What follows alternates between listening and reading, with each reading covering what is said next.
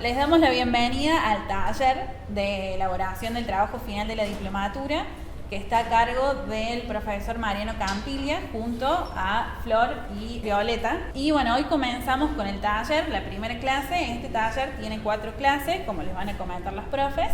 Y a lo largo de estas clases, modalidad taller, que implica trabajo en el aula, van a empezar a elaborar el trabajo final, que es la condición para aprobar la diplomatura. Como saben, esta es la tercera edición de esta diplomatura y en las 2 ediciones pasadas han participado Flor y Mariano, y en esta oportunidad se suma Violeta. Ellos van a estar a cargo de este taller junto a tutores y tutoras que los van a acompañar de manera personalizada en la elaboración del trabajo final y que se van a sumar a partir de la clase 2 del taller, que va a ser dentro de 3 semanas, ¿sí? Las profes le van a explicar de qué se trata este trabajo, que seguramente les genera un poco de ansiedad, como el resto de los cursos y demás. Y bueno, nos encontramos a disposición con Fernando, que bueno, ya lo conocen del curso 1, y con Celeste del equipo de comunicación de la SA, que es quien apoya esta gestión de la diplomatura. Así que, bueno, bienvenidas, y bueno, estamos a disposición. Esperamos que no sea confuso el cursado de la diplo, y cualquier consulta, bueno, estamos a disposición a través del grupo de WhatsApp o del mail. Y bueno, los dejo con los profes. Bueno, como les comentaba Bárbara, nosotros vamos a estar a cargo del taller de elaboración del trabajo final, que tiene 4 encuentros. Lo que le queríamos proponer de realizar es una actividad para recuperar algunas de sus experiencias como estudiantes y también como ayudantes a alumnos y alumnas, y adscriptos y adscriptas o docentes de la universidad, para poder definir entre todos y todas qué es una buena clase. Primero voy a tratar de ayudarles a pensar, a brindarles una posibilidad para pensar leyendo un texto breve, que se suponía que leíamos todos juntos, pero bueno, lo que suponemos en las clases generalmente no sale, y entonces esperemos que esta sí sea una buena clase a pesar de las dificultades. Es un texto de una pedagoga argentina de apellido Camilioni, ahí les digo el nombre, Alicia. Y es un texto breve, pero después ya vamos a dejar bien en claro la consigna. Lo que yo quiero ahora que ustedes realicen mientras voy haciendo la lectura es ir recuperando esta memoria, estas experiencias que les van a ayudar y les van a brindar la posibilidad de empezar a pensar esta integración final que implica el trabajo final que van a realizar. Entonces, los buenos docentes se han preguntado durante siglos cómo lograr dar una buena clase. Muchos libros de metodología de la enseñanza empleados en la formación de maestros y profesores presentaban planes de clase con el objetivo de que se construyeran modelos de buenas clases, para que sirvieran de ejemplo sobre cómo enseñar temas determinados y para ofrecer formas de organización que adiestraran a los futuros docentes en la planificación de sus clases. Esos modelos cambiaron en el transcurso del tiempo. No se encontró una única respuesta. No parece que exista el formato perfecto que asegure que la enseñanza va a ser exitosa y que todos los alumnos van a aprender lo que el docente quiere enseñarles. Podríamos preguntarnos entonces, ¿es que hay buenas clases que se diferencian de otras clases no tan buenas o de clases realmente malas? Es obvio que ninguna respuesta sería meramente descriptiva. La interpretación de lo bueno y de lo malo dependerá de lo que se defina como buena enseñanza y buen aprendizaje. Pero la primera observación que debemos hacer es que hay una gran variedad de buenas clases, así como una gran variedad de clases malas. Veamos, pues, ¿qué tendrían en común actualmente las buenas clases? Una buena clase es instructiva, interesante, animada, agradable, entretenida o divertida. Puede ser sorprendente, original o inolvidable. Yo lo que quiero que recuperemos, que si quieren las pueden anotar la pregunta, que es recuperar la pregunta de Camilioni, que este interrogante de es que hay buenas clases que se diferencian de otras clases no tan buenas o de clases realmente malas, y les vamos a dar 5 minutos, como muchísimo tiempo, para que describan ustedes una buena clase. ¿Qué es lo que les parece individualmente? Y después nos vamos a tomar otros 15 para que nos movamos, se den vuelta a los bancos, se junten con alguien, charlen y pongan en común eso. Así que ya tenemos 5 minutos para describir, 15 minutos para poner en común con el grupo, y de ese grupo tendría que salir una producción que vamos a poner en común con todos y con todas. La definición de buena clase va a traer incorporados todos esos recuerdos de qué fue una buena clase. Cada vez que nosotros pensamos en una cuestión educativa, habiendo estado tantos años en el sistema educativo, toda experiencia es memoria de esa experiencia vivida. Entonces, no lo podemos disociar. Lo que sí podemos hacer es, yo considero una buena clase tal y tal. Capaz no es de la misma clase, sino que vas sumando distintas experiencias para que vos, Matías, puedas definir qué es lo que a vos te parece. Yo lo que les pedimos ahora que hagamos es lo que a ustedes les parece, pero si tienen alguna anécdota o alguna clase que les haya marcado de alguna forma, también la pueden traer a colación.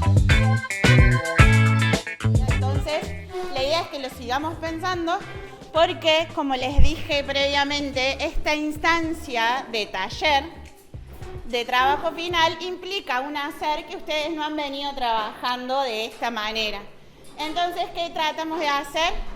Integrar y construir no solamente de manera individual, sino también de manera colectiva. Entonces, la consigna, la pregunta era, y estaba centrada en qué es una buena clase.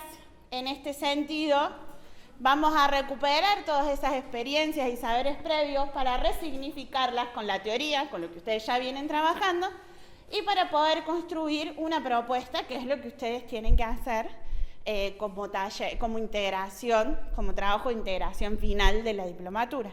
Entonces, necesito una persona valiente que quiera compartir lo que conversaron en el grupo. Estaban muy charlatanes entre ustedes, así que yo espero un montón de participación.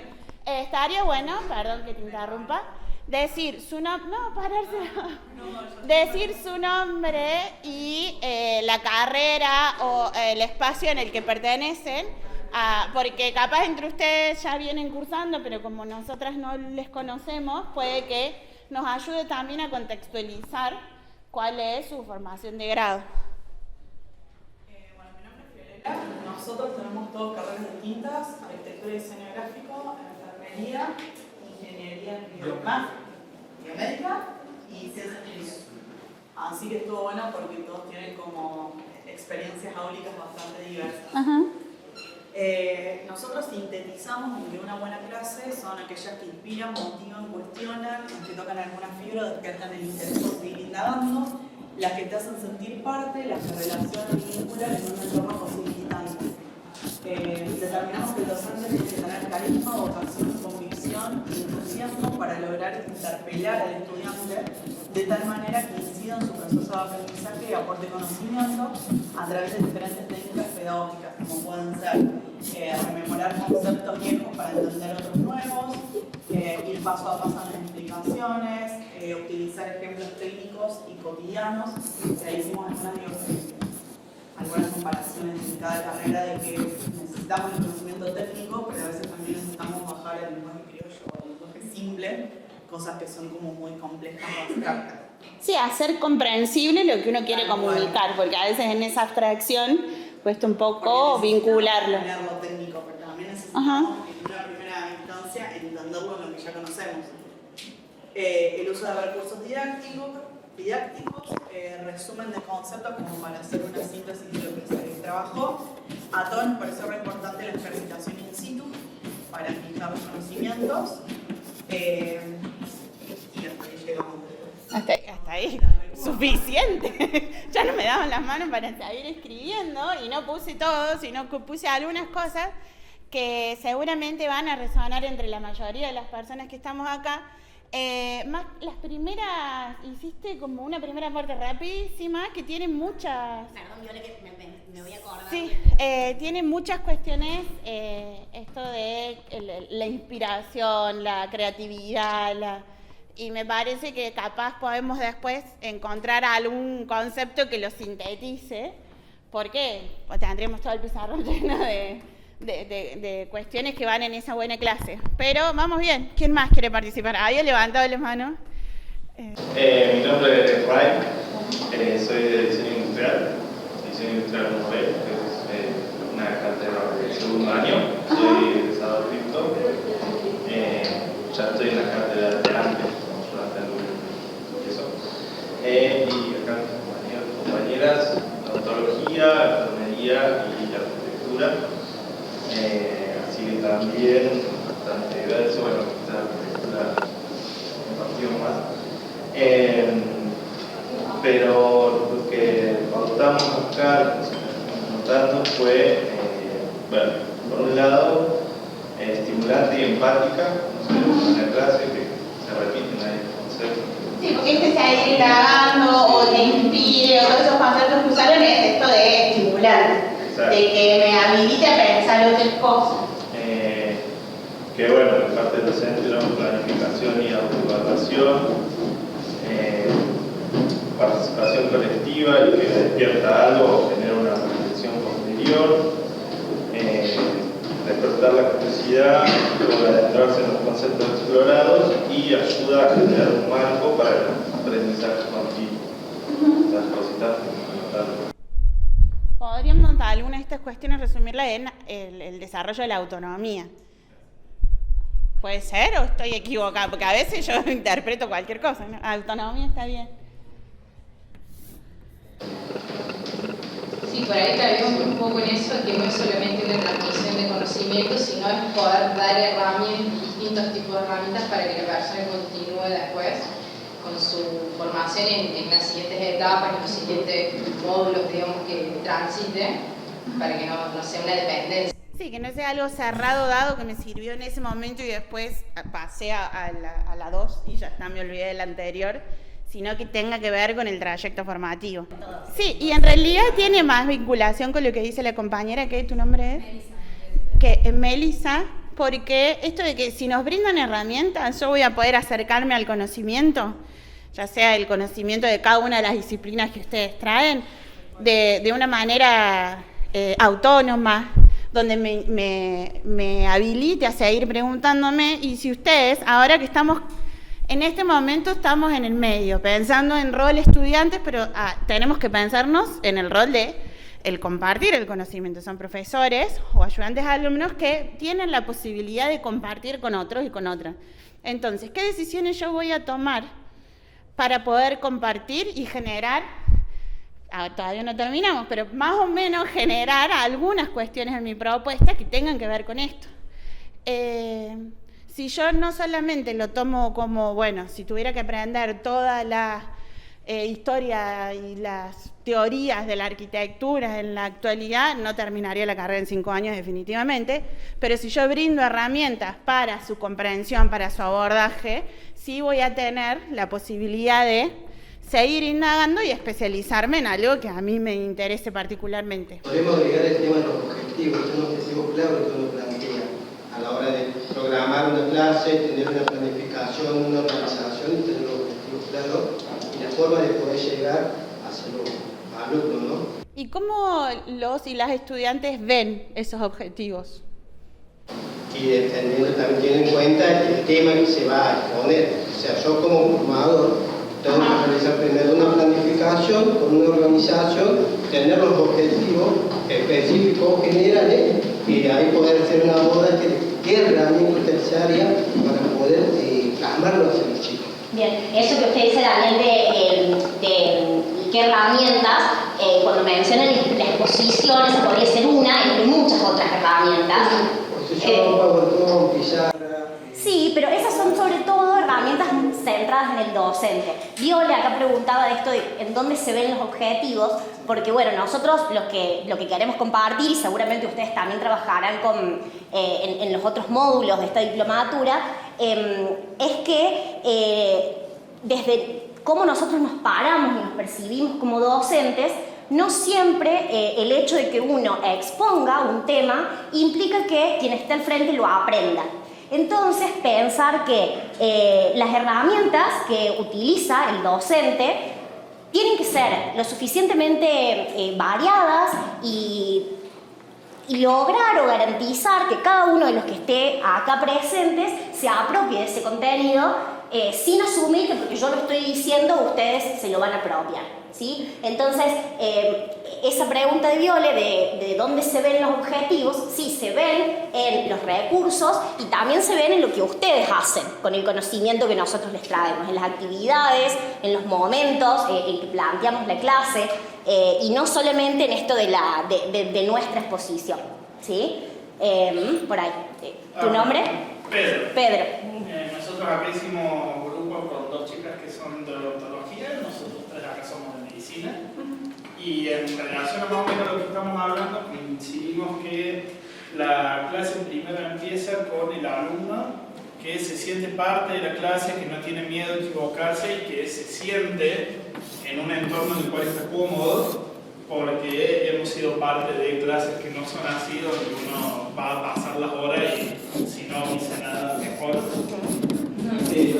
Que para el estudiante es muy importante que la clase que le dan denote cierto grado de planificación y organización, partiendo de una introducción donde el docente pueda analizar el estado de su clase, de si tiene que repasar desde lo más básico y de cero, o cuáles son las falencias que pueden tener más o menos la clase que le tocó, a plantear los objetivos y cómo lo va a desarrollar. Además de las herramientas virtuales, pizarrones y todo eso, creemos que una herramienta clave que tiene el docente es la experiencia propia, además de los ejemplos que están citados de los libros, o que uno conoce siempre, o que se dan todos los años. Por ejemplo, en nuestro caso de medicina, digamos, a la hora de, por ejemplo, hablar de casos clínicos, o de experimentos, o estudios, como que la experiencia propia es muy valiosa y le permite al alumno ver que no es solo lo que dice el libro, lo que dice él, sino que tiene una aplicación real y lo motiva a decir, entonces cuando yo esté en esta situación esto me va a servir, entonces lo necesito. Y sobre todo el hecho del trabajo en grupo, porque hay como una especie de pirámide de conocimiento que dice que de lo que yo escucho, de acá a un mes me queda el 10%.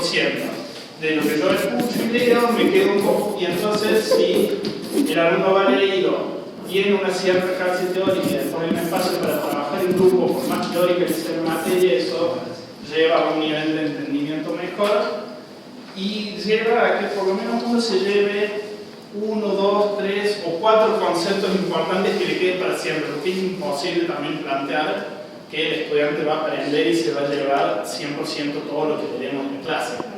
Por eso, como que si se puede llevar al menos 3 o 4 de los objetivos principales, sería como lo importante. Sí, una de las cuestiones, ya te doy la palabra. Una de las cuestiones que me parece interesante de los aportes de Pedro es esto del trabajo en grupo que nosotras y nosotros acabamos de hacer, que esto de poner en común, de conversar, de decirlo en voz alta, y de repente mi compañero leyó una cosa que yo no leí o lo entendía de otra manera. Lo que tendríamos que pensar es que detrás de cada actividad, detrás de cada exposición, detrás de cada clase de 2 horas escuchando a una persona hablando de cosas que no tenemos mucha idea de qué es lo que está pasando, hay una postura, hay una decisión, hay una planificación, una organización. Entonces, si nosotros queremos que todo esto suceda, tenemos que tomar ciertas decisiones y esas decisiones se toman cuando uno organiza y planifica. Porque podemos planificar, elegir el tema, saberlo muchísimo y al momento de plantear una actividad pasamos las 2 horas hablando enfrente. ¿Qué sentido tiene si habíamos pensado que era distinto, que queríamos hacer otra cosa? ¿Sí? No, ya todo lo dijeron. Yo soy de enfermería, ella es del área de industria y Andrés de arquitectura. Nosotros habíamos pensado esto que dijo del trabajo en grupo, justo habíamos puesto la construcción en conjunto del aprendizaje con pares, porque él contaba también de que ellos tienen como una cuestión común también, bueno, también contar su experiencia, y es eso, la construir con sus compañeros es muy enriquecedor. Y bueno, también esto de transmitir pasión, de que por ahí a veces, entre tanta materia que pasa un año y pasa el otro, que un profe te recuerde por qué no le dijiste hablar cuando recién empezaba y esas ganas de decir, sí, es por acá, fantástico. Entonces, el poder transmitir es esencial. También pensamos que tener en cuenta las individualidades, entonces también me lo desafío, pero hace también que la clase sea como también hablando de la empatía también. Esa la había dicho antes. Y y bueno, esta horizontalidad con los profes, o sea, que tengamos alcance de ellos y no los veamos ahí altos, grandes y que tenemos miedo de ir a quejarnos o darle alguna crítica constructiva, sino que haya un acercamiento también. Eso Sí, y también una reproducción, una Sí, evolución, sí. es mi vuelta la clase, que no sea unidireccional ese monólogo al que estamos acostumbrados a escuchar 2 horas dar la clase magistral, que puede que a veces una clase magistral nos cambie la vida, pero generalmente no pasa. Entonces, piensen ustedes, piénsense compartiendo lo que saben, de qué manera les gustaría compartir. El ejercicio, ya te doy la palabra, el ejercicio de ahora es ir encontrando esos fundamentos que vamos a tener que construir y crear para nuestra propuesta, en el que todas estas cuestiones deberían encontrar una materialidad, una actividad, un tema, un recurso, pero hasta que lleguemos ahí vamos a seguir buscando experiencias, porque no existe una buena clase o no existe la enseñanza, que ya lo estuvieron trabajando ustedes, supongo, sin reflexión. Y sin reflexión crítica, no solo de nuestra propia experiencia, sino también de nuestros propios saberes y de cómo esos saberes los comunicamos y los transmitimos a otros y a otras. ¿Querías comentar? Primero que ella había levantado. También hablamos en grupo que una buena clase también se basa en que los temas que se aborden se puedan interrelacionar con otras disciplinas del área que estamos estudiando. Y no solamente de la misma como profesión, sino con otras profesiones, como en el caso de medicina, con los de fisioterapia o con los de enfermería, y también dar herramientas para que el alumno pueda formar su propio criterio. Bien. ¿Qué? Va acá. Autonomía, criterio personal. Eso que vos decís de la interdisciplinaridad está muy bueno porque, sobre todo cuando nosotros nos formamos, después cuando salimos al mundo, ejercer la profesión, no nos encontramos con las cátedras de la facultad, no vemos un caso médico y vemos, esto lo vi no, es el problema, ¿no? Entonces, pensar en eso, en cómo se puede relacionar, cómo se puede integrar todo lo que nosotros vamos aprendiendo a partir de los contenidos que estamos estudiando. Sí. Y Me parece eso va de Facultad de Arquitectura. Sí, en realidad nosotros esa de artes, curso de diseño industrial, arquitectura y física, ingeniería básica. Sí, un poco lo que hablamos era esto del dinamismo, de que los chicos, digamos, como generar un vínculo con el chico y que poner, digamos, poner en práctica, digamos, lo que nosotros queremos transmitir y relacionarlo con algo cotidiano, digamos, como que no sea algo como aislado, un tema aislado, sino como decir, bueno, esto realmente tiene importancia y lo relacionamos con la vida cotidiana. Y otro tema que había hablado por allá, no sé si Pedro. El tema de hacer grupo es muy importante para nuestro ver, en arquitectura lo ponemos muy en práctica eso. Es muy importante porque uno tratando de decir, o sea, se da cuenta que soy un alumno, ¿no? Si quiero transmitir un conocimiento necesito saber. Entonces es cuando realmente hay afianzas los conocimientos que tenés y tenés que transmitirlos. O sea, cuando vos enseñas, realmente es cuando estás realmente aprendiendo lo que estás enseñando. Sí, cuando podés comunicarlo y compartirlo, y si pensamos en la enseñanza desde ese lado, de que nosotros queremos dar a conocer algo, queremos compartirlo, queremos que el otro lo sepa y verdaderamente tenemos ganas de que el otro lo aprenda. Claro. Entonces creo que estos conceptos vinculados a la pasión, a la vocación, como al despertar, eso tiene que ver con el deseo de compartir, que tiene que estar manifiesto en una clase y que no en todas las clases que hemos cursado o que hemos presenciado está manifiesto. A veces está este juego extraño de si efectivamente quiere que yo entienda el profe lo que está diciendo o no. Viste que no sabe porque no se entiende nada. Bueno, entonces, esta es la búsqueda que ustedes tienen para encontrar eso que quieren hacer ustedes y que todos estos aportes son sumamente valiosos, más que todo pensando en la diversidad de experiencias de aulas, talleres, laboratorios y espacios en el que se han desarrollado, han participado y han tenido clases. Ahí te doy la palabra, estaba ella primero y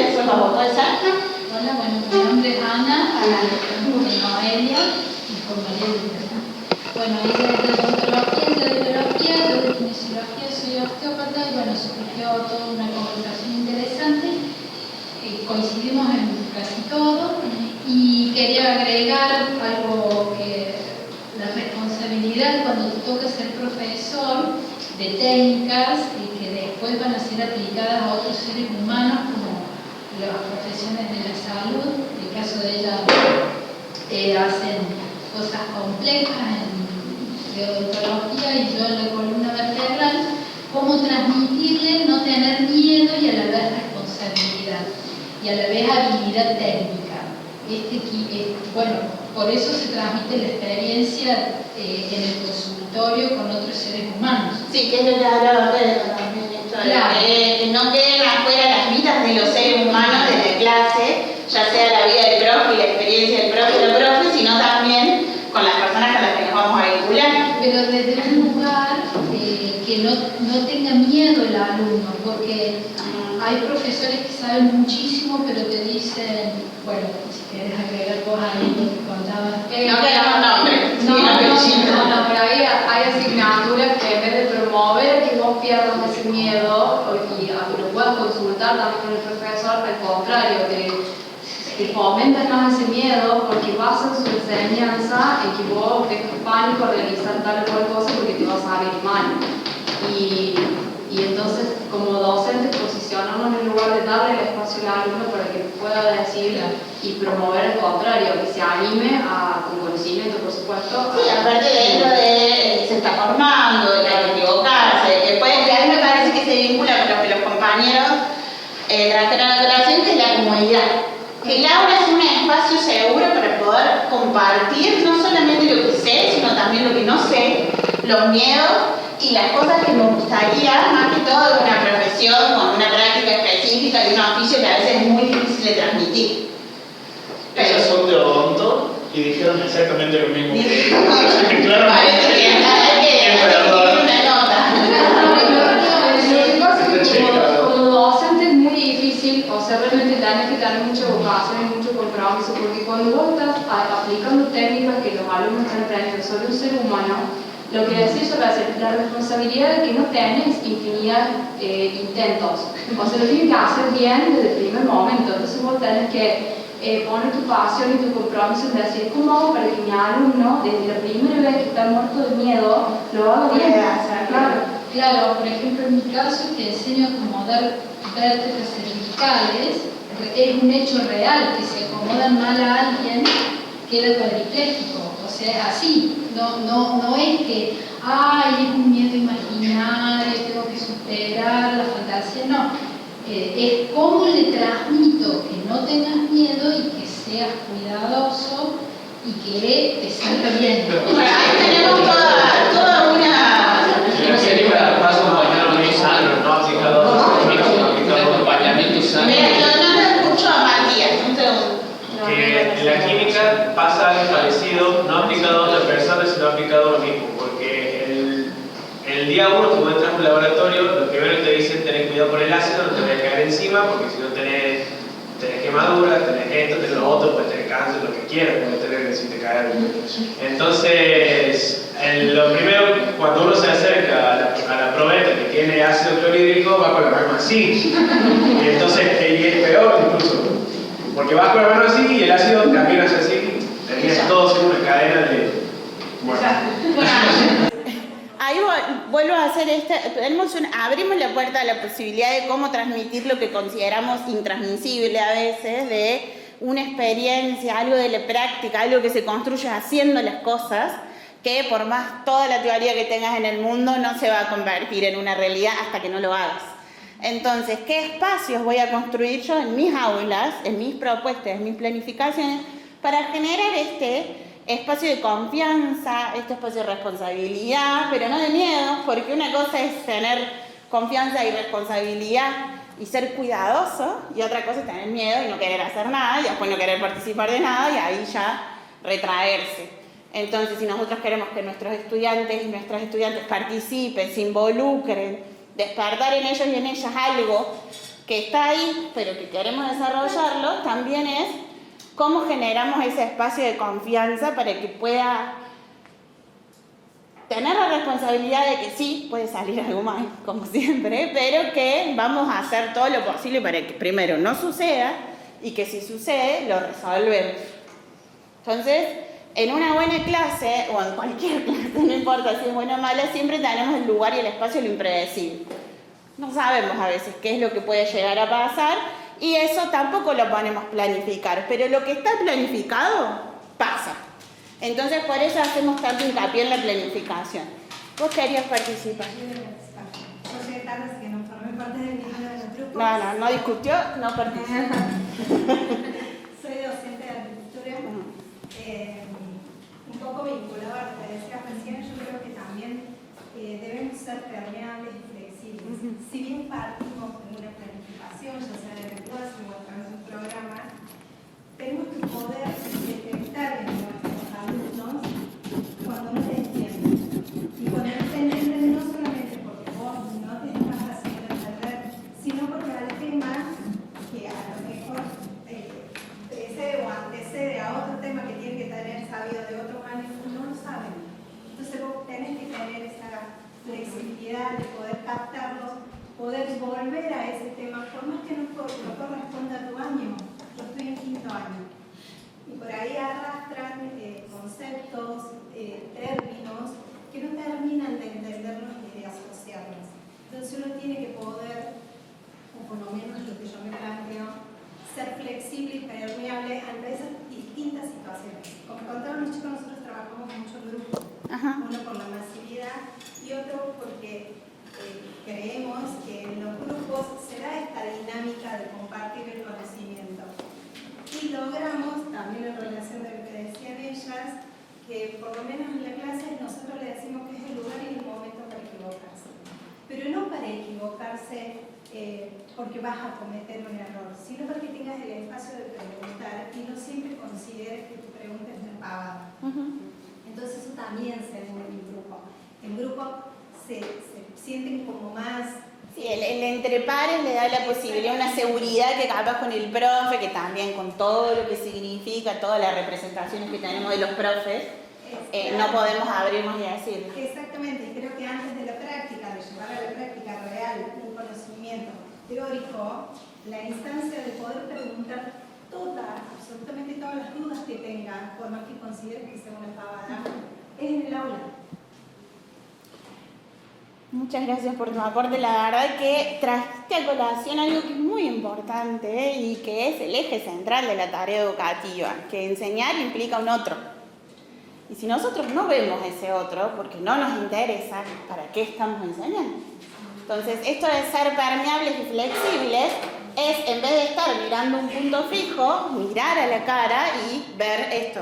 ¿Están entendiendo? ¿No están entendiendo? Pregunté lo suficiente si se comprendió o no el tema, y no de entienden y no esperar respuesta y seguir hablando, sino el entienden sincero. El entienden porque yo estoy acá para que vos, para aprender, para enseñar y para que aprendamos, pero me interesa efectivamente que lo que yo comunico tenga sentido para vos.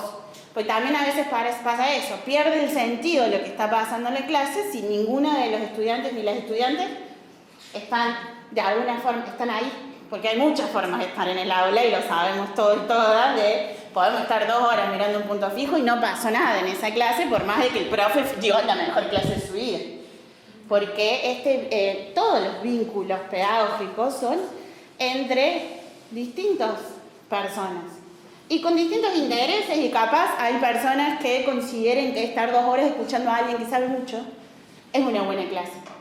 Por eso la intervención del principio de Camiliani era: no existe una única respuesta de esto es una buena clase, sino hay muchas formas, hay clases que nos han cambiado la vida y no necesariamente todas nuestras clases como profes le van a cambiar la vida a alguien, y no por eso dejan de ser buenas clases. Entonces, a mí me parece que si tenemos en cuenta estos conceptos, ¿cómo es tu nombre? Estos conceptos que nos trajo Paula de la permeabilidad y la flexibilidad vienen acompañados con otro concepto que vamos a seguir trabajando, que es la reflexión. Que si yo reflexiono sobre mi propia práctica, sobre mi propia experiencia, voy a poder construir con otros y con otras para generar propuestas que tengan sentido, que estén situadas y que fundamentadas en el campo de conocimiento y disciplinar de cada uno. Claramente, nosotras, profesoras de historia, que no sé si lo habíamos dicho antes, no tenemos el conocimiento específico de cómo se cursa en el laboratorio de ciencias químicas.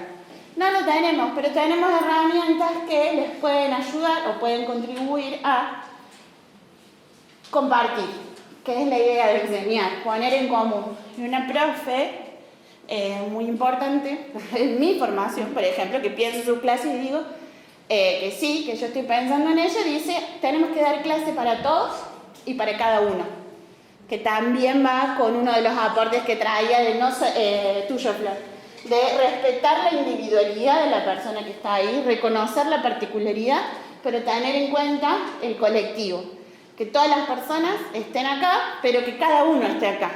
Entonces, ¿alguien más quiere comentar algo que no esté acá? Porque si está, lo tachamos directamente. No, vamos a seguir trabajando y al final vamos a hacer otra propuesta de estas. Así que, si tienen ganas de charlar, guárdensela un ratito y después seguimos. Bien, bueno. Toda esta introducción para decirles en qué va a consistir este taller, ¿no es cierto? Y nuestra propuesta es que en el taller, a lo largo de los 4 encuentros, podamos construir una clase o planificar una clase, ¿sí? Si es buena, muchísimo mejor. Necesariamente vamos a tener que recuperar algunas cosas que ustedes vienen trabajando en los módulos, porque creemos que son fundamentales para planificar una clase.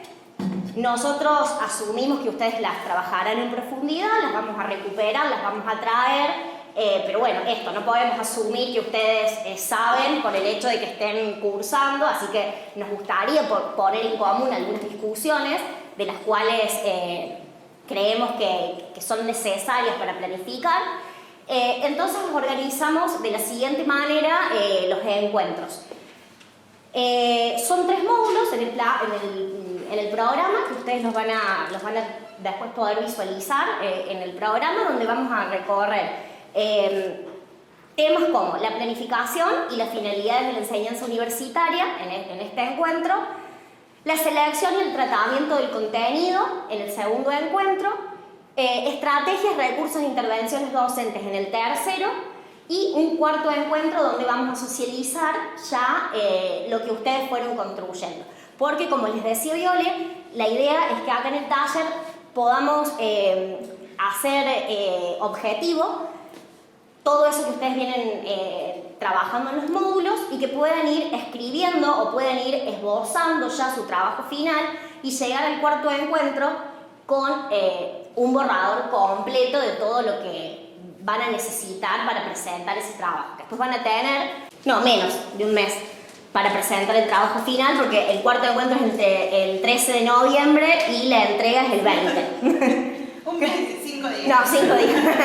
Pensé que antes le dábamos un poquito más de espacio, pero bueno, la idea es que como son espaciados los encuentros de los talleres, nosotros les vamos a ir dando al final de cada encuentro una tarea para que traigan para el encuentro que viene y que lo puedan ir escribiendo a ese trabajo final.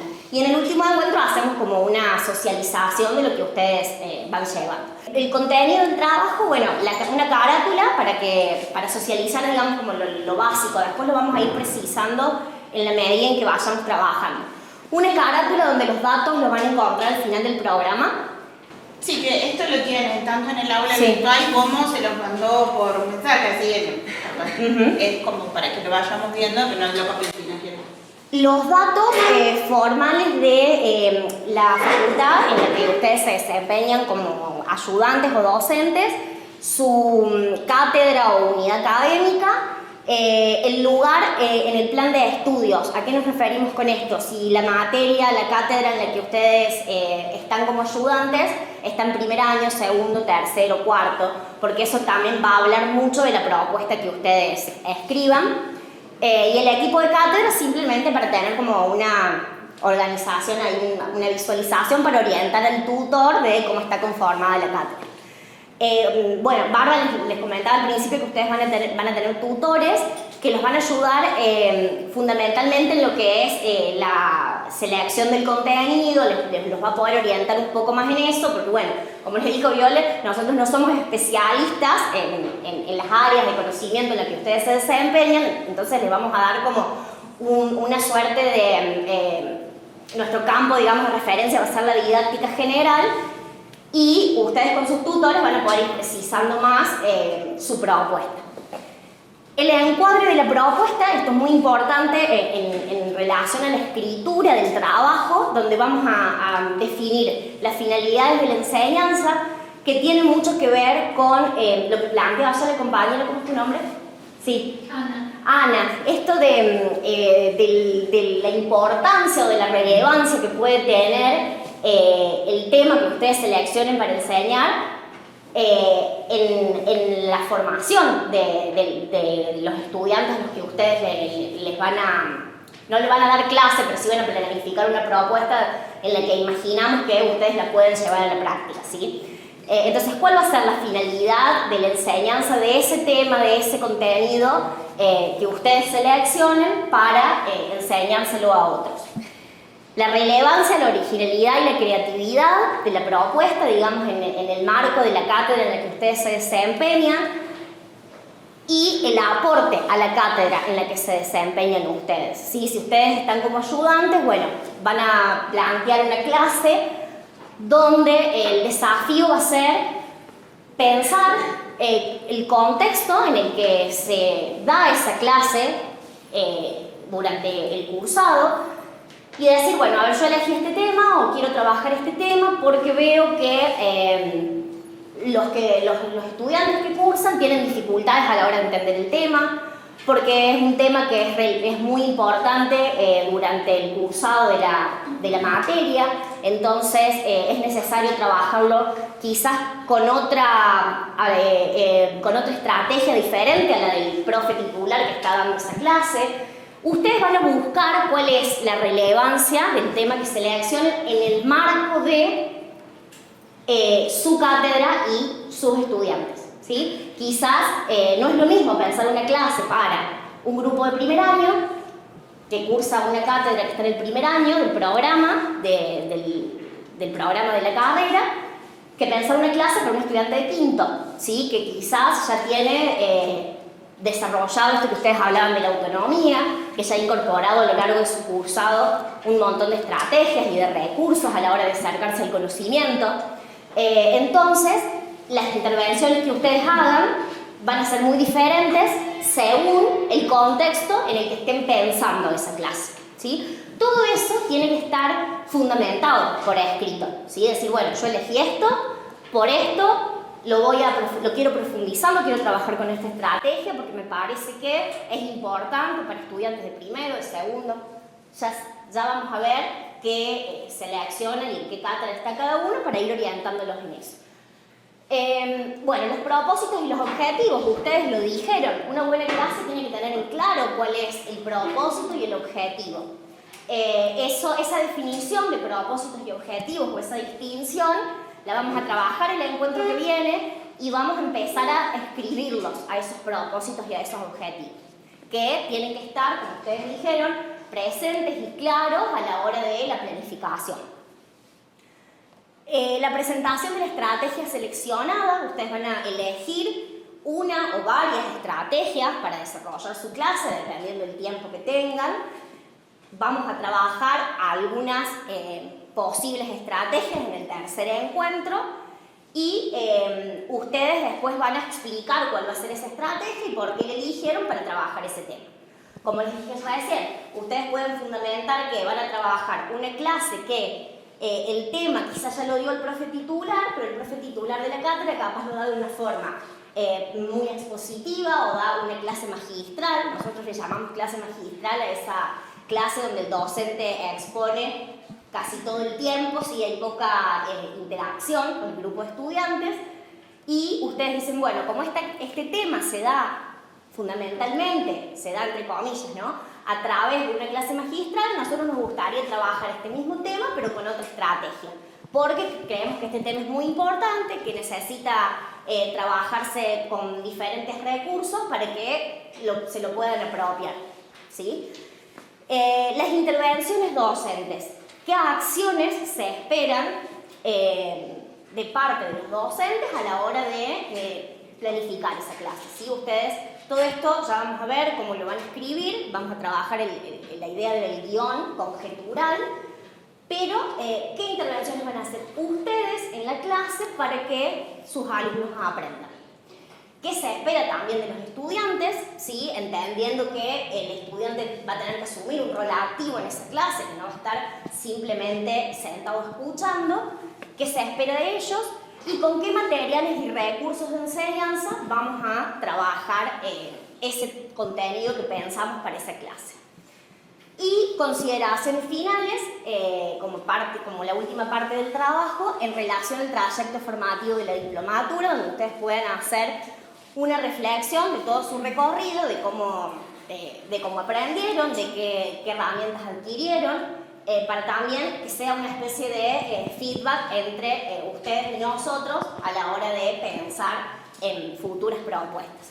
¿Sí? Bueno, después si tienen alguna duda en relación a algunos de estos puntos, en la medida en que sucedan los encuentros, los vamos a ir trabajando, los vamos a ir desarrollando, entonces vamos a poder volver sobre eso. Pero esto es un panorama general de lo que van a tener que hacer.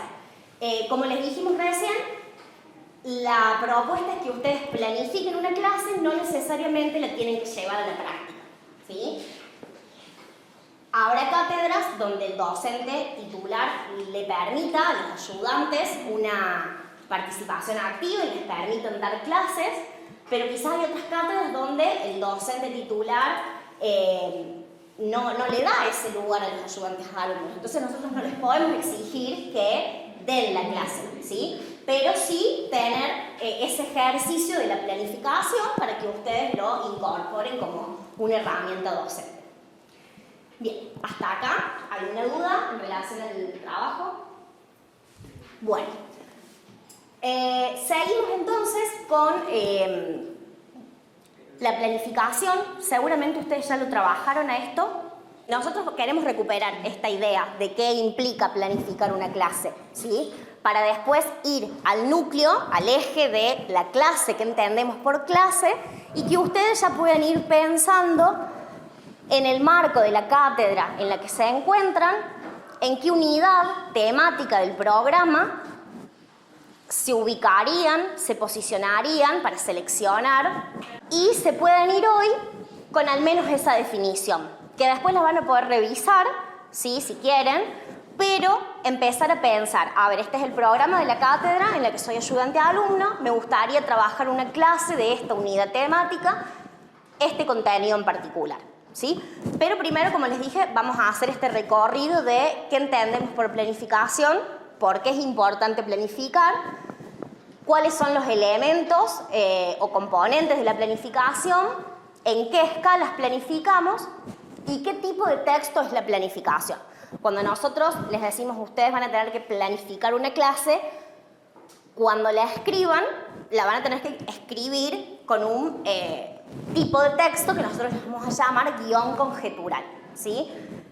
Después vamos a ver qué implica eso. Bien.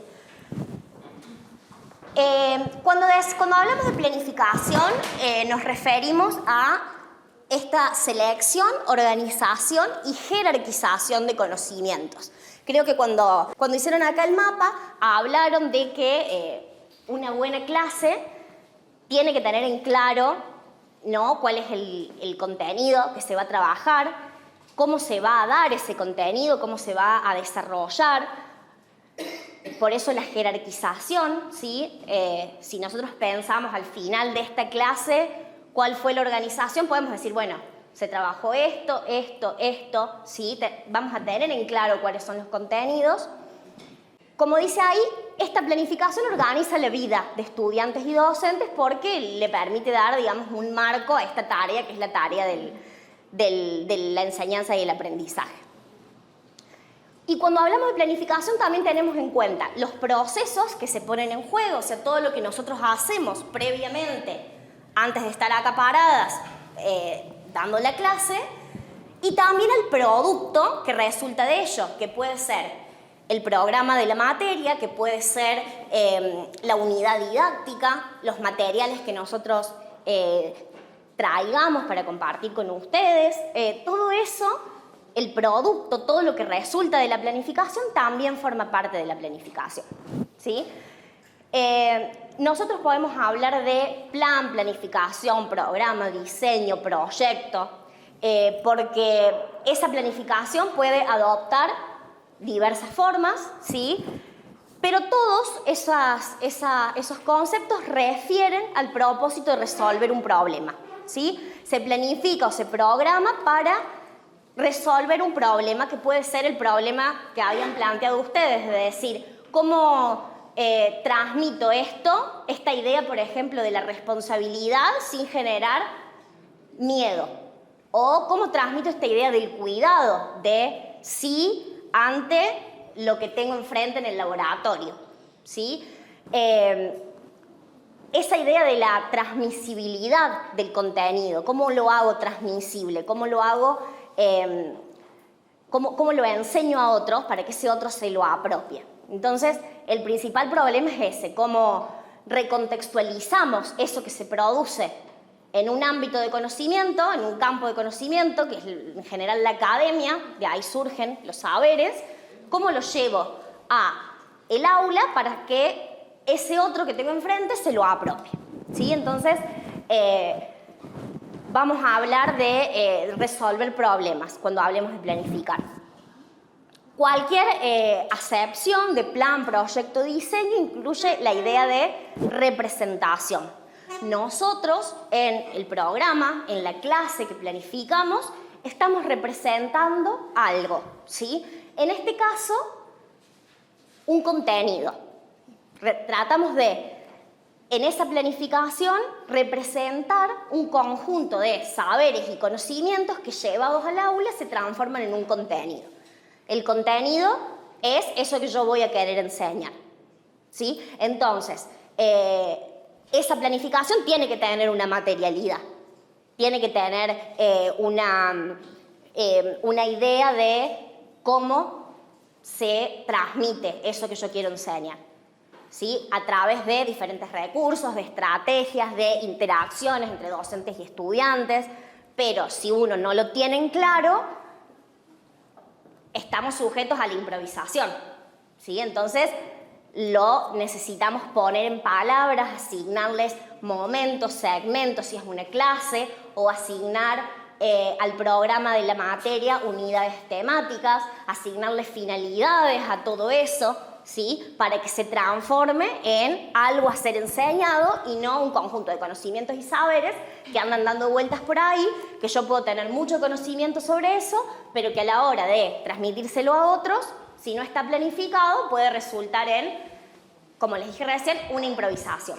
Que muchos de nosotros seguramente nos hemos sentado en una clase y donde vemos que el profesor habla y se le van yendo, se va de tema porque empieza a hablar de lo que se va acordando y ahí te das cuenta cuando la clase está planificada y cuando no está planificada.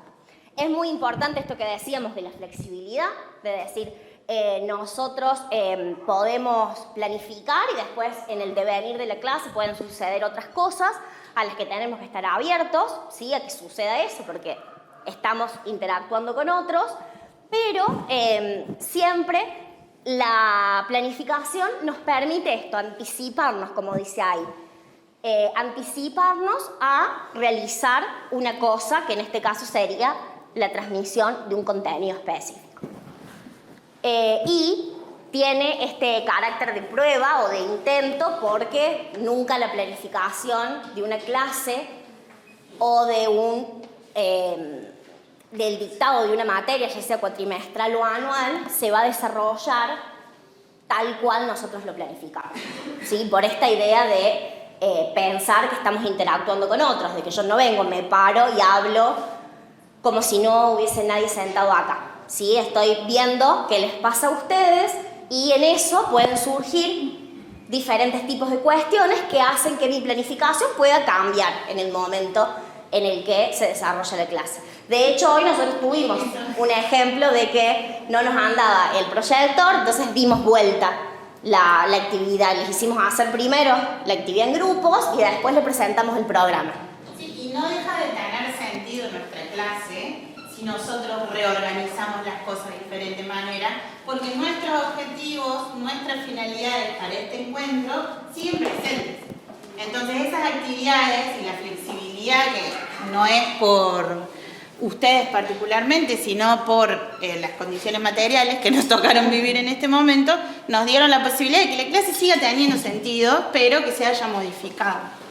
Que eso es esto de que es el estado de lo probable, de lo que nunca es definitivamente, sino que puede ser de muchas maneras y nosotros lo pensamos de una manera particular. Es importante planificar.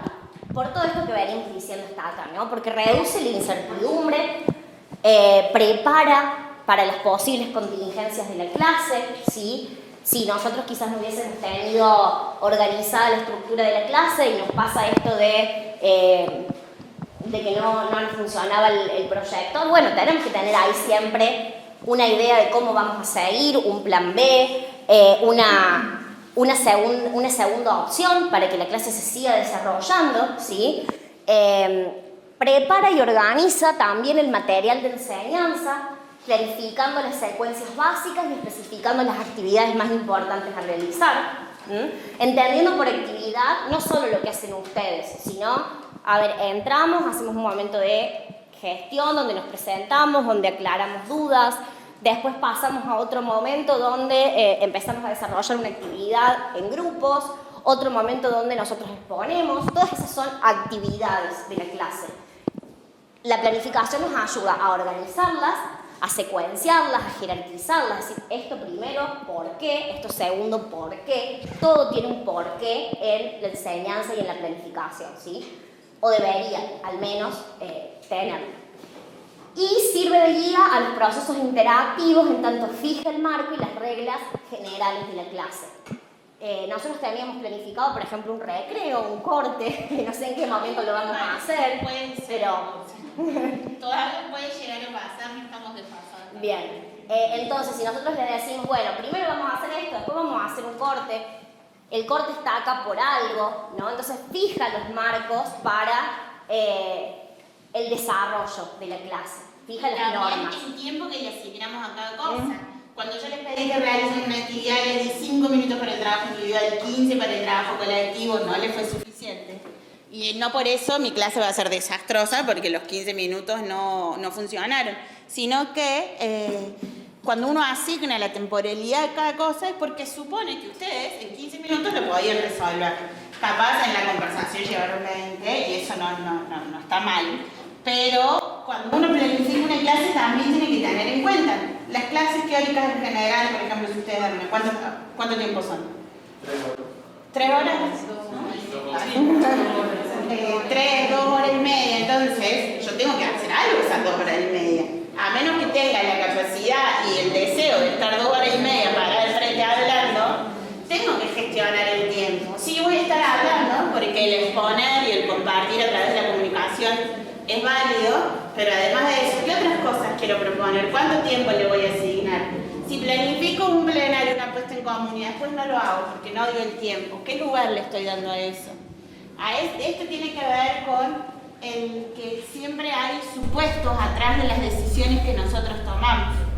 Entonces, todas las cosas que pasan en esta clase parten de una decisión y esa decisión parte de un supuesto. Y esos son nuestros fundamentos, que son los que ustedes van a tener que escribir cuando fundamenten su clase. Por ejemplo, un supuesto que nosotros teníamos es que hoy va a venir mucha gente. Por eso no pensamos en una instancia de presentación individual en la clase de hoy. La presentación de cada uno la pensamos cuando cada uno intervenga, levante la mano para decir algo. Bueno, ahí les pedimos que digan su nombre, que digan a qué facultad, pero no destinamos un momento de la clase para que cada uno diga su nombre porque pensamos que iban a ser muchos. Lo podríamos haber hecho porque no somos tantos, pero nosotros decidimos continuar con esa decisión y todo eso tiene que estar planificado. Y cuando recién les decía el guión conjetural, cuando nosotros decimos qué tipo de texto es la planificación, cuando ustedes presenten su trabajo final, lo van a presentar a modo de guión conjetural. ¿Qué vamos a leer nosotros? Una narración, un relato, ¿sí? Este es un concepto de Gustavo Bombini. Hay muchas maneras de presentar la planificación. A nosotros nos gusta esta, la del guión conjetural, porque permite ver todo esto que decía Viole, las acciones, las decisiones, los supuestos. Cuando uno va narrando, puede imaginarse todo eso que va a pasar en la clase. Entonces,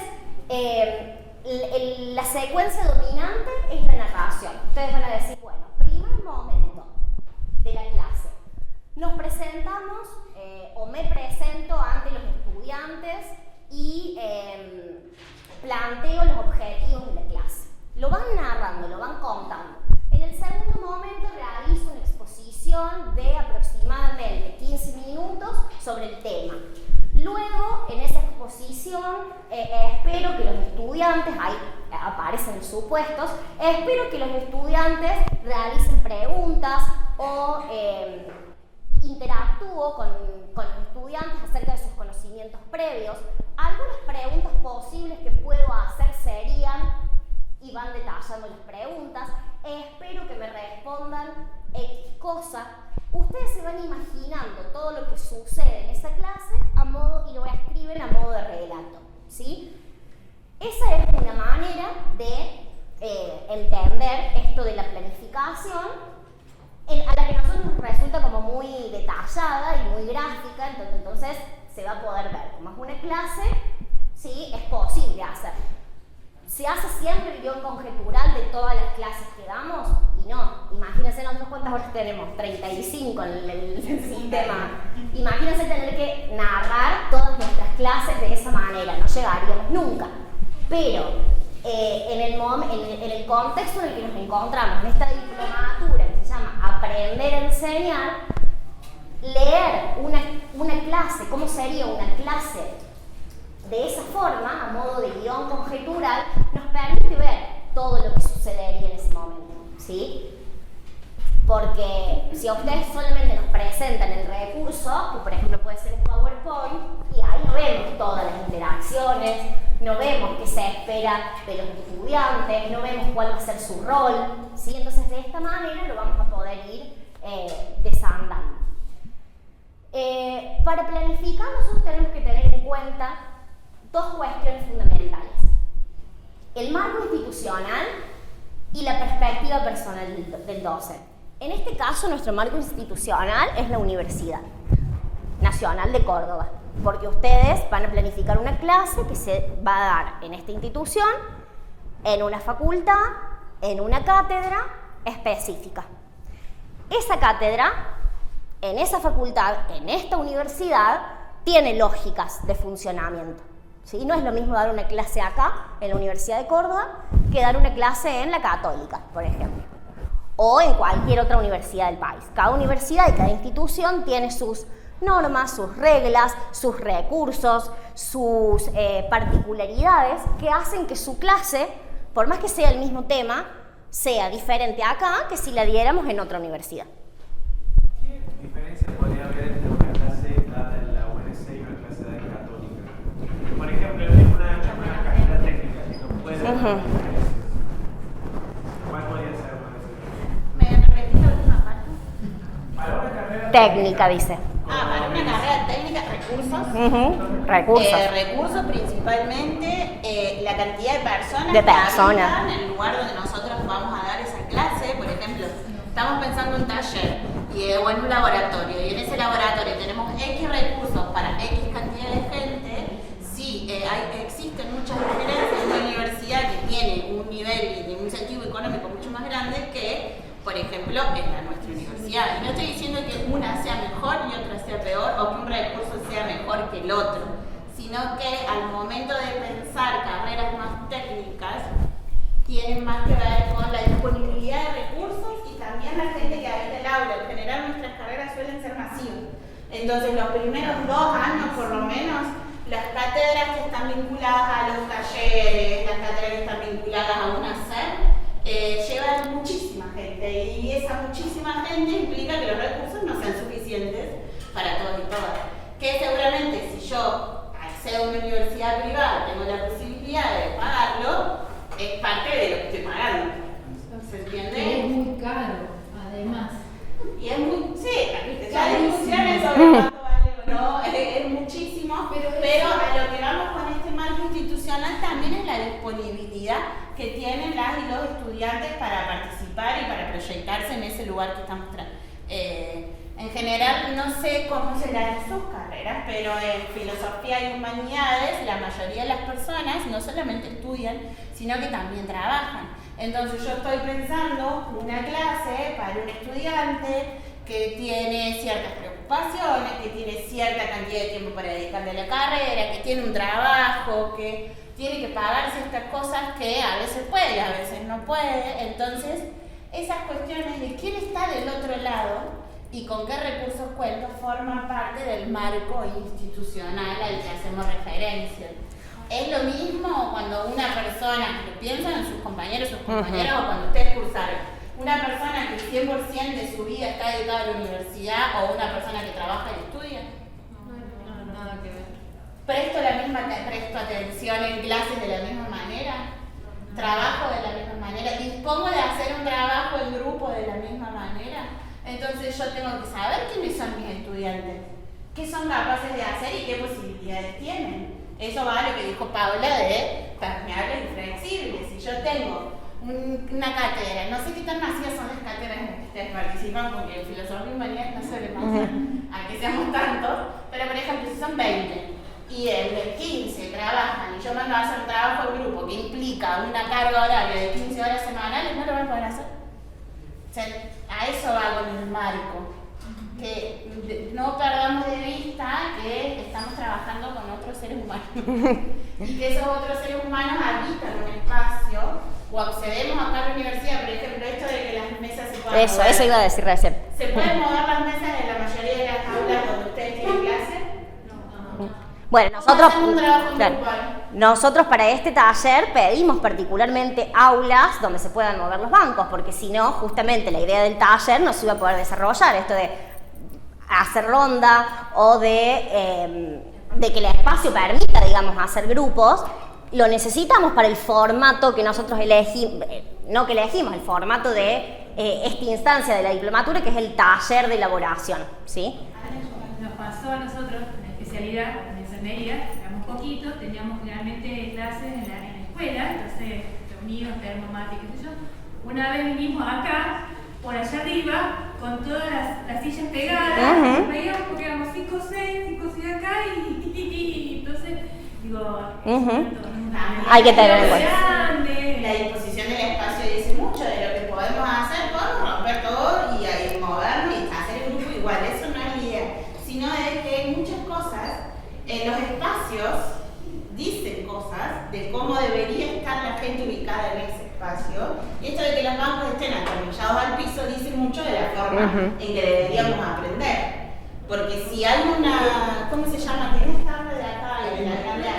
Hay una tarima y una subida así con todo, no sé, ¿qué está esperando? ¿Qué tipo de clase va a ser? Magistra. Yo hablando de ustedes, qué bien, todo lo que sabe la profe, ¿no? Pero si tenemos otro tipo de vinculación y otros espacios, capaz brinda la posibilidad a que haya trabajo en grupo. ¿O no? Y pueden estar así, van a salir sin trabajar en grupo, porque en realidad es lo que piensa, planifica y decide el docente lo que va a pasar. También el hecho de que, por ejemplo, tengamos esta modalidad que se pueda cursar virtual y presencial. Nosotros también tenemos que tomar definiciones en torno a eso. Y también tenemos que saber qué esperamos de un trabajo final de una persona que no viene en clases presencial. Porque por más que vea después la clase grabada, quizás la instancia esta de discutir con otros no la tuvo. Y también tenemos que tener en cuenta eso, ¿sí? Daniel. No, también está el hecho de la posibilidad que tenemos como alumnos. O sea, nosotros yo estoy en una cátedra donde tenemos 180 alumnos y en realidad son 4 profes los titulares. Y en teoría iban a ser el doble, pero por tema de correlatividad se cayó la mitad. En realidad eran 360 alumnos. Y la camada que viene por detrás son 400 alumnos. Y vos contás con 400 alumnos y 4 profes. Fuera los adscritos que estamos ahí, que lleva un tiempo de formación, porque vos, según lo que te dice la recomendación, vos como adscrito el primer año vas aprendiendo todo lo que es la parte administrativa. Después en un segundo año podés participar en intervenciones con las clases y un tercer año podés hacer práctico, parcial. Pero dependiendo de la necesidad de las cátedras, es como te van fogueando y te van diciendo, vaya, estudie. De la misma manera que comentaba Flor, que hay ayudantes, alumnos o adscritos y adscritas que solo toman lista.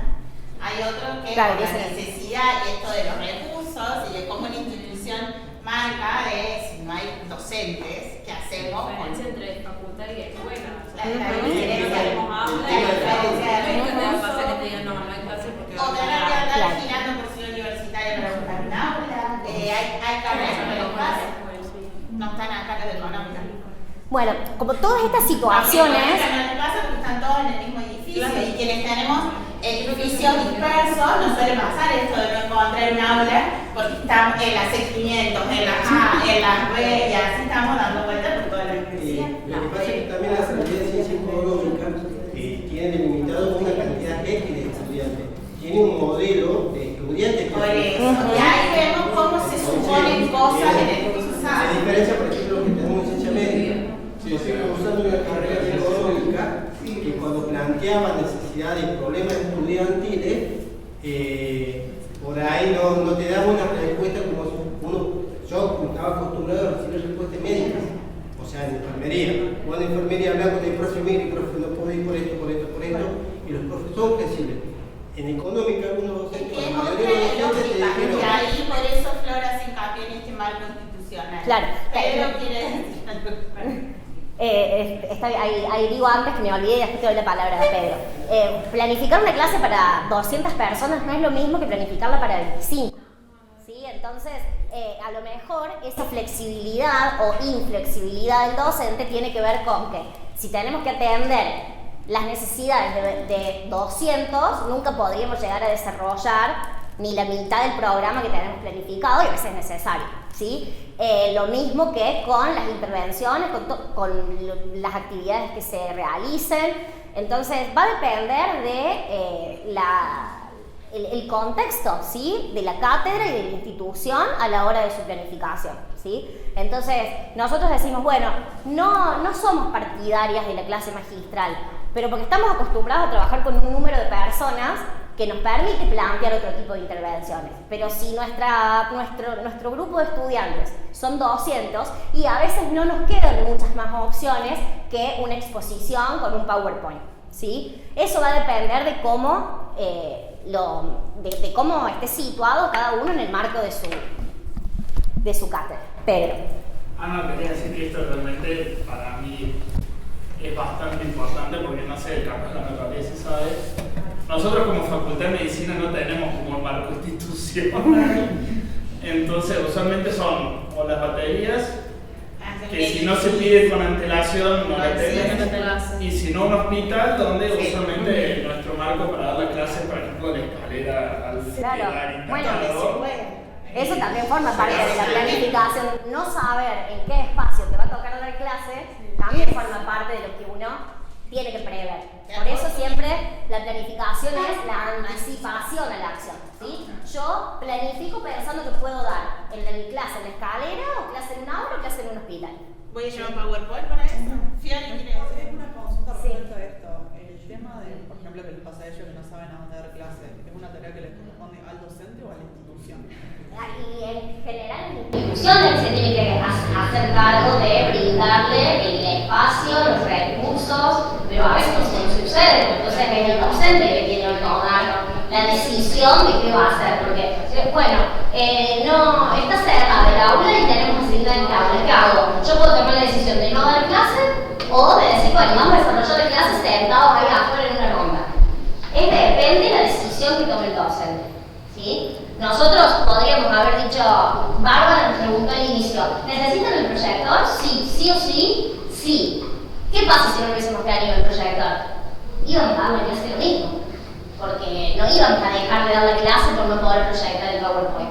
Entonces son decisiones que uno toma, uno espera que la universidad nos brinde el recurso, pero si no está, y bueno, vamos a ver, por eso siempre tener un plan B, un plan C, ¿sí? Voy a agregar que cuando ustedes refieren como clases magistrales, para nosotros en arquitectura son teóricos. Ya tenemos talleres, nosotros sí tenemos toda la facultad, casi todas las son muy bien quedadas. Pero por ejemplo me parece que en la planificación de una clase de 60, 50 alumnos por tener el taller a 200, lo que también son las prioridades. Entonces la prioridad que puede ser la misma, por ejemplo, la autogestión del estudiante en una clase se ve como mixturada con otras prioridades o con otros temas. En una clase de 200 la autogestión pasa a ser la prioridad. Sí, ahí es lo que hablaba Flor, que en didáctica hablamos de jerarquización, de qué es lo que jerarquizamos y le damos la centralidad al momento de planificar. Y estas decisiones de jerarquizar se toman con estas dos perspectivas, no solo el marco institucional, sino nuestro propio posicionamiento. Me pregunto y les pregunto, ¿por qué una clase teórica no puede ser de otra manera que escuchar a alguien contarme todo lo que saben?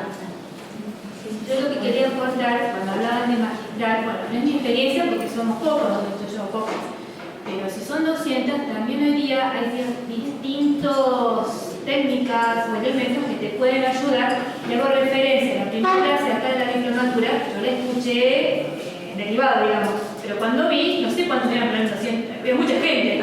Y también hubo se compartió por el nombre, que de las palabras, entonces digo, hoy día me parece que si uno tiene en la cabeza la idea de que todos tenemos saber, que compartir todo lo que venimos compartiendo, habría que ser un poco más, no que por la palabra inteligente, pero no sé, creativo, para buscar una manera para que cada cual pueda compartir, me parece. Sí. Porque si no, nos estamos parando con que no puedo por la situación, y me parece que uno va aprendiendo y dice, bueno, esta es la situación, pero ¿cómo la puedo trabajar para que se pueda dar? Buscar el espacio. Sí, sobre todo por esto que decíamos al principio. No por el hecho de que una persona hable 2 horas implica que el otro aprenda. ¿Sí? Entonces, eso de la perspectiva personal del docente tiene que ver con cómo el docente cree que el otro va a aprender. Yo creo que el otro va a aprender solo porque me escucha. Bueno, esa es una perspectiva. Ahora, si yo creo que el estudiante va a aprender porque se siente integrado, porque necesita ser estimulado, porque quiero generar empatía, porque quiero que aprendan a construir los saberes con otros. Todo eso va a implicar otro tipo de posicionamiento y otro tipo de intervenciones también. De decir, bueno, yo no voy a venir a estar acá para 2 horas y media solo hablando, sino que voy a tratar de generar otro tipo de interacciones donde intercambien conmigo, donde yo los escuche a ustedes, donde ustedes se escuchen entre ustedes, donde después compartan entre todos lo que discutieron en grupo. Todas esas son diferentes instancias que hacen que ustedes aprendan. Esperemos, ¿no? Que ustedes aprendan. Pero si yo solo supongo que ustedes van a aprender porque me están escuchando, bueno, esa es una perspectiva. La perspectiva que en general se asume desde la clase magistral, que es una decisión, pero que tenemos que dejarla bien claro. Que, bueno, yo creo que mis estudiantes aprenden escuchando, entonces voy a dar una clase magistral. Pero si yo creo que aprenden no solo escuchando, sino también compartiendo, intercambiando, bueno, ahí también se tiene que ver eso en las interacciones que se planteen en la clase. Sí, quería hablar sobre lo que vos habías planteado. ¿Por qué una clase magistral no podía ser de otra forma que...? No, la clase teórica, porque ahí la compañera dijo que en general las clases teóricas asumen la forma de clase magistral. Y lo que yo le pregunta es, ¿las clases teóricas tienen que ser solo clases magistrales o pueden ser de otra forma? Como también lo que decía la compañera, ¿no? El hecho de que sean 200. Era como para aportar a lo que Paula decía, que no necesariamente que incluya teoría implique que no trabajemos con esa teoría. Nosotras en nuestra formación de grado tenemos materias muy teóricas, o sea, a nivel de discusiones sobre definiciones conceptuales históricas. Entonces, ¿qué materialidad o qué forma le encontramos a eso que no sea conversar? Entonces, eso es poder, por lo menos, preguntarnos cómo sacar la teoría de esto, de una unidireccionalidad, de una persona hablando y la otra escuchando. Entonces, si ya consideramos que en el diálogo se construye, ya no va a ser la clase magistral. Porque no estamos diciendo no a las exposiciones, porque estamos exponiendo. Si no, no estaríamos exponiendo porque confiamos en que la exposición, pero este tipo de actividad que nosotros planteamos, esta estrategia se llama exposición dialogada, que implica que yo les comparto algo, pero ustedes también tienen algo para compartirnos a nosotros. Vamos a tratar de hacer un ejercicio similar al que hicimos de esta buena clase, pero ahora pasando a un nivel de complejidad conceptual un poco más alto, en el sentido de que en este plano estamos en las acciones. Esas acciones es que dan cuenta de una buena clase, qué debería tener, qué se debería hacer.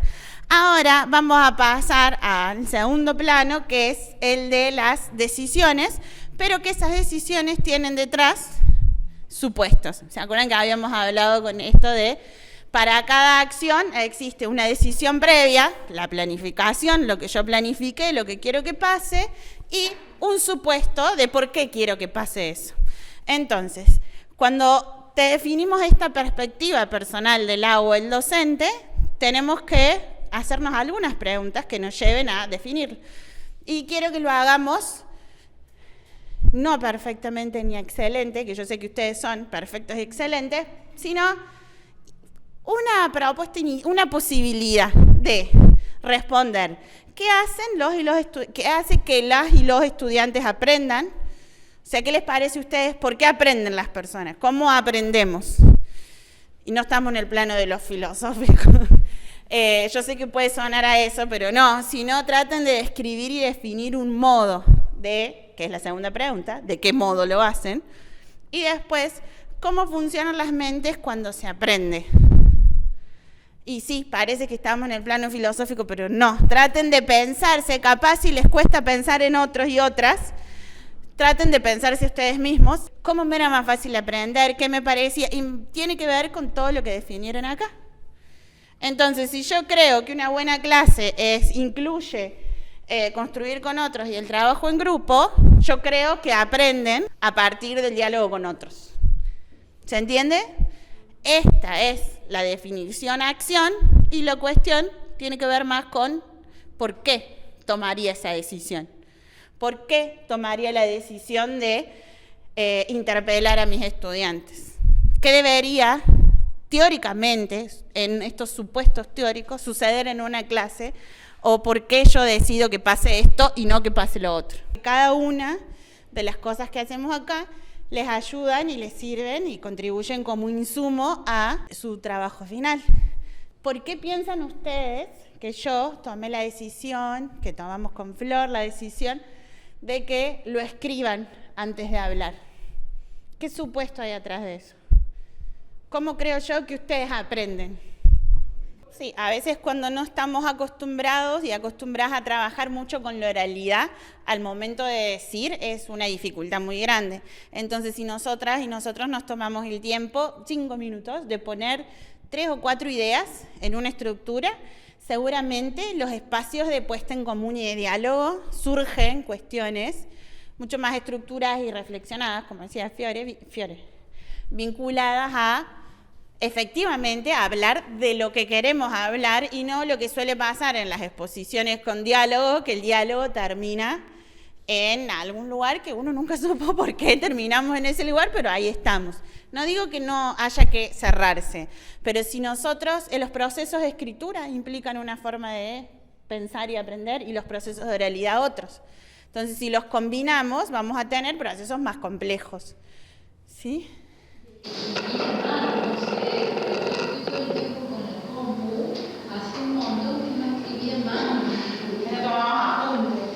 Claro, y al principio tengo que dar la mano porque no sé, no va a ser como antes.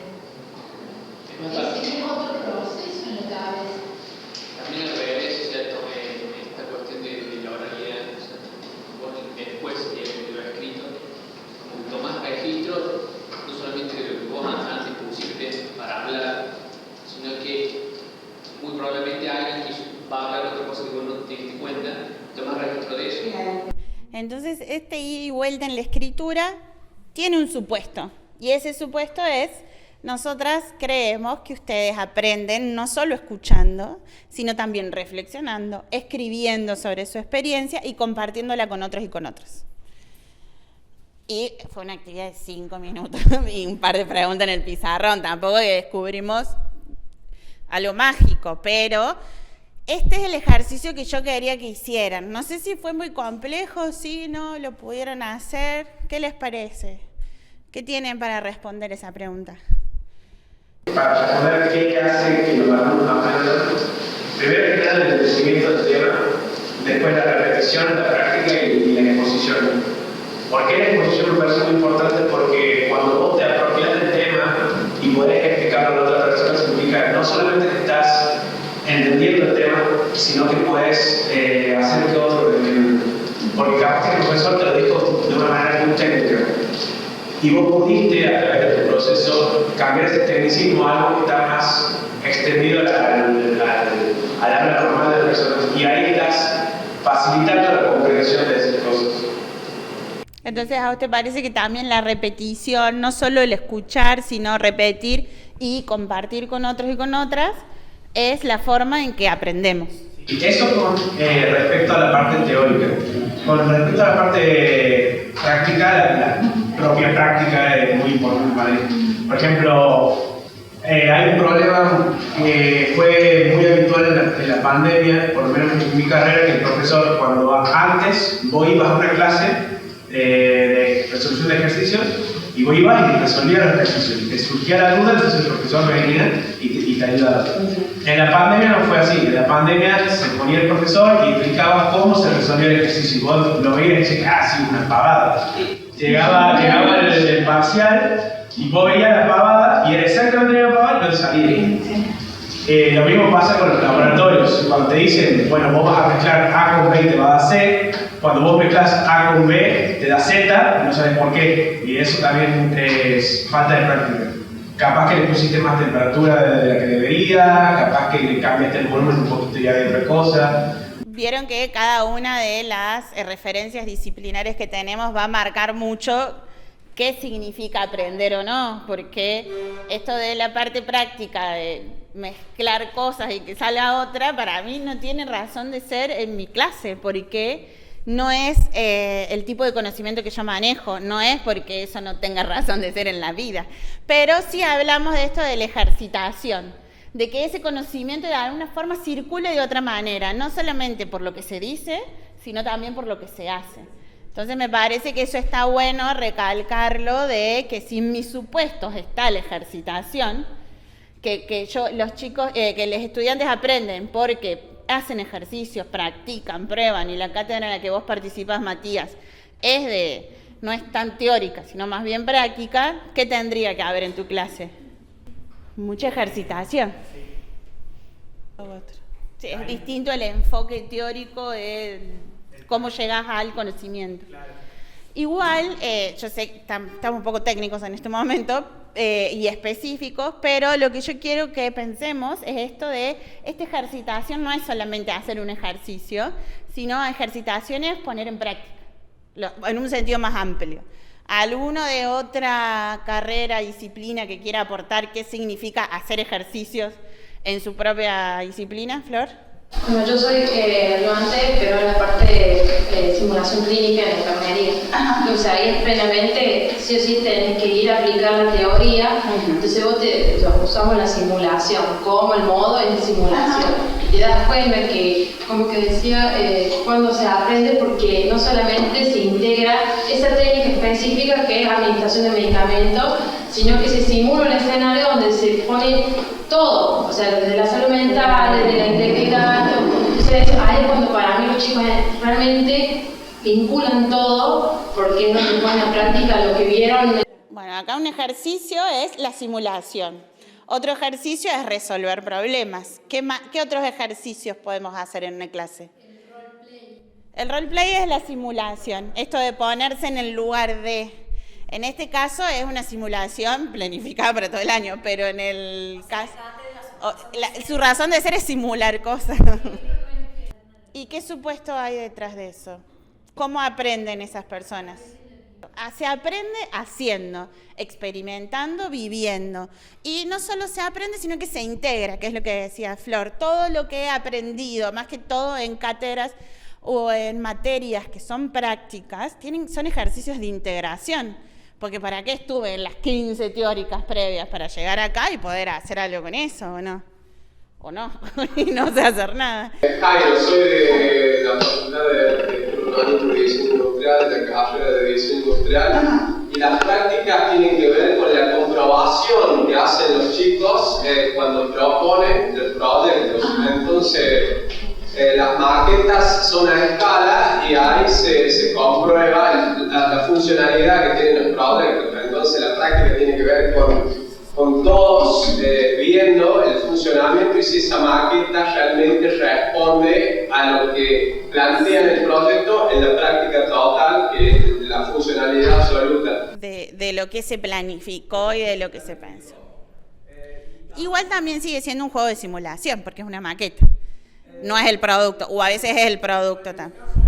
El prototipo y se comprueba en el mejor de los casos, en el caso nuestro, yo estoy en introducción a la tecnología y en otros proyectos también se lleva el prototipo funcional a que se compruebe con los usuarios realmente. O sea, no queda en un supuesto. Hay otros proyectos que sí quedan en supuesto, pero en algunos casos, al ser prototipo, se comprueba directamente. En este caso, nosotros dentro de la Tecno, en unos años hacíamos con el Instituto Penn Keller de acá de chicos con dificultad visual, y en Diseño 3 ahora estamos en un proyecto que está en el Instituto Leis, creo que es un Carlos Paz también, que tienen otro tipo de capacidades, son niños con diferentes, digamos... y de crear para esa situación en particular. Llevar los prototipos, llevar los proyectos y ponerlos en funcionamiento ahí en contacto directo con los niños. Y a partir de ahí sacar las comprobaciones, ver los aciertos y ver lo que hay que mejorar. Volvemos a estos supuestos de que hacen que los estudiantes aprendan a hacer cosas. Y ese hacer cosas en arquitectura, urbanismo, diseño significa una cosa, en ciencias químicas significa otra, en enfermería significa otra. Por eso me parecen muy enriquecedoras el poder poner en común, porque vieron que partiendo del mismo para qué, el mismo supuesto, el mismo sentido, se puede traducir en múltiples realidades distintas dependiendo del conocimiento y también dependiendo la forma, ahí va Mati, que adquiera específicamente ese conocimiento en la universidad. Porque si vos enseñaras los mismos temas de intro a la tecnología en tu casa, ¿sería lo mismo? Porque en el marco institucional, en la universidad, la forma que tiene la cátedra, la forma que tiene, si es una asignatura, si es un seminario, si es un taller, entonces eso va a depender mucho de cuál va a ser el formato que va a adquirir ese conocimiento y qué cosas voy a poder hacer o no. Hay algo que yo como profesora considero innegociable, que es esto: hablar, compartir, conversar.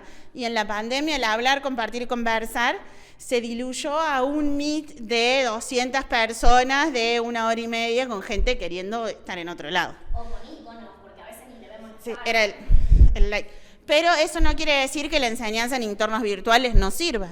Pero para mí tiene que haber como un complemento, pero eso ya son mis supuestos. En la práctica, para pelear. ¿Cómo? Para pelear. No, es que pelear.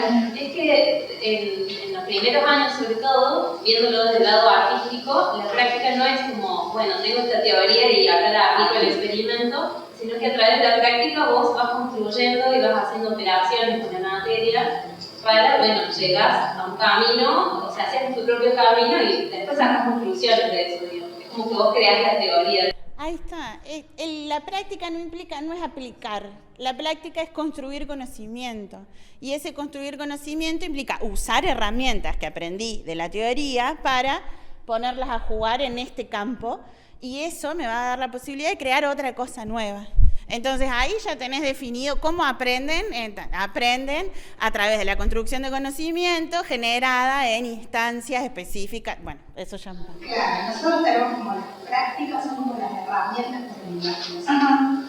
Porque nosotros partimos de proyectos, a diferencia del proyecto de diseño, nosotros tenemos escalas más grandes, que obviamente no vamos a construir un cierto tipo de precasa ni de animación. Pero lo que hacemos es eso, partimos de la imaginación ante un problema y mientras ellos los van desarrollando, nosotros vamos dándoles herramientas para llegar a los objetivos de esa materia. Particularmente, lo que me resulta mejor siempre son los seminarios. En realidad, nosotros le llamamos seminario a la exposición de los grupos. ¿Ves? Significa, en humanidades significa otra cosa el seminario. Capaz eso es un ateneo y el seminario implica una lectura. Entonces... Nosotros hacemos la exposición de los trabajos en grupo de los diferentes alumnos y ellos nos cuentan su proyecto y viene hay ejercicio de críticas cruzadas que se corrigen entre ellos, nosotros tomamos pautas haciendo como más dinámico. Bueno, ahí tenés otro supuesto. Aprenden con otros y con otras. Aprenden de la puesta en común. Saber o no si están aprendiendo desde el relato. Y es muy claro desde el relato, desde la forma de su presentación, si entienden lo que están diciendo o no. Por lo general, dicen algo que no se muestra. En su relato es mucho más amplio, está mucho más enriquecido de lo que ellos quieren lograr o lo que ellos quisieron lograr. De lo que se ve. Entonces, aprenden relatando su propia experiencia. Esos son los supuestos que traduce una práctica, que es nos juntamos y conversamos un proyecto. Exactamente. Una de las ejercicios por lo menos que yo les planteo es grabarse. Sí. Nosotros tenemos un formato pitch para la presentación, que es contar tu proyecto en lo que dura un elevador de un piso a otro, son de 3 a 5 minutos. Tenés que verlo de forma rápida, práctica y concisa.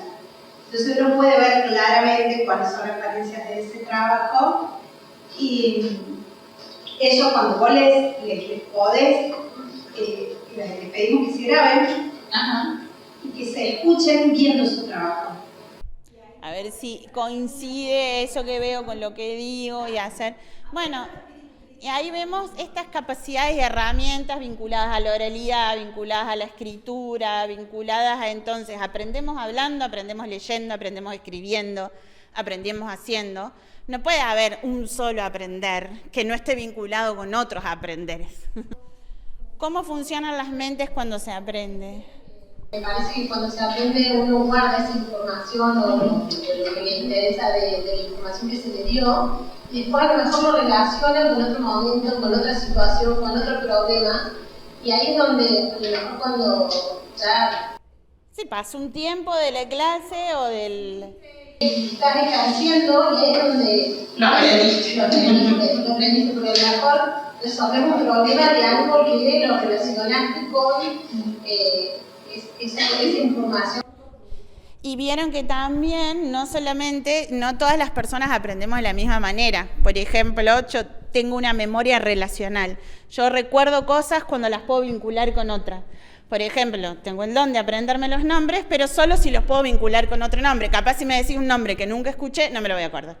Entonces, cuando uno es consciente de cómo aprenden las otras personas, también puede brindarles herramientas para mejorar ese aprendizaje. Esto de que pasen 2 años y que ahí llegue, sí, lo vi en clase una vez y lo aprendí y ahora recién me doy cuenta que es efectivamente lo que significaba todo ese aprendizaje, es que no hay nada que sea automático ni un día para el otro, ni somos una máquina donde cargamos datos y listo, ya está todo ahí adentro. Sino que tenemos que ver cómo aprenden esas otras personas para brindarles herramientas a ellos y a ellas.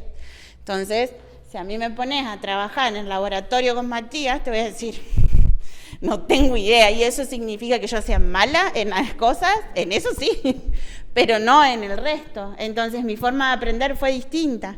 Yo aprendí sobre, más que todo, cuestiones conceptuales y teóricas temporales y de enseñanza. Pero cada uno tiene su forma de. Entonces, ¿cómo hacemos para reconocer esa diversidad dentro de las aulas? Sí, y me parece que un aprendizaje significativo no termina nunca. O sea, no importa de la disciplina que sea, sino que siempre está en constante transformación. Sí, sí. Y al haber tantas posibilidades, Por eso. descubrimos un error. El supuesto está en aprenden resolviendo problemas. Después, ¿cómo hacemos que esa resolución de problemas se construya en conocimiento? Ya es otra cosa. Aprendimos mediante conexiones, creo, mediante emociones que se puede, en todas las prácticas, a esos alumnos algo los emocionó, algo que los hace conectar con recuerdos de su mente. Yo creo que así funcionan las mentes de los estudiantes. Mis compañeros o alumnos, por así decirlo, son de primer año, entonces yo intento que siempre, o sea, en medicina generalmente todo tiene un paso previo, conocer algo para entender otra cosa. Entonces, cuando están recabados ese conocimiento, que son alumnos que recién entran, tratamos de traer lo que se conoce comúnmente a la práctica y que ellos ahí obtengan su conocimiento sobre lo que sería la salud y ahí tratar de encontrar una conexión. Porque yo creo que el supuesto es todos aprendemos mediante uniendo cosas acá que a punto de partida de emoción.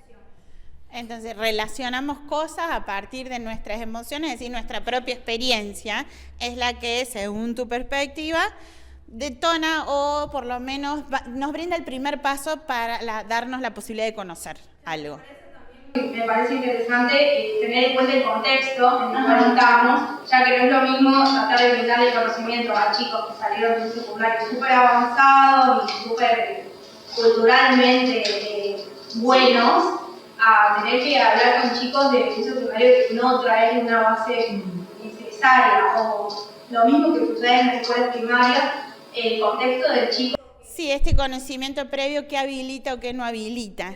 Nosotras igual siempre nos paramos en todos tenemos la posibilidad, entonces esa posibilidad depende de cuáles sean las herramientas que tengo hoy, y si no se tienen, se construyen, pero eso ya es un posicionamiento nuestro propio de una corriente de la didáctica específica vinculada a perspectivas políticas e ideológicas. Entonces todo eso, a ustedes les parece que no, pero todo tiene que ver con todo, y todo esto que de lo que nos pasa también tenemos que hacer esta reflexión sobre nuestras propias emociones y experiencias, por eso es que las traemos acá, para poder entender la enseñanza y el aprendizaje, sacándonos algunas cuestiones vinculadas a nuestra biografía escolar, que es cómo aprendimos nosotros.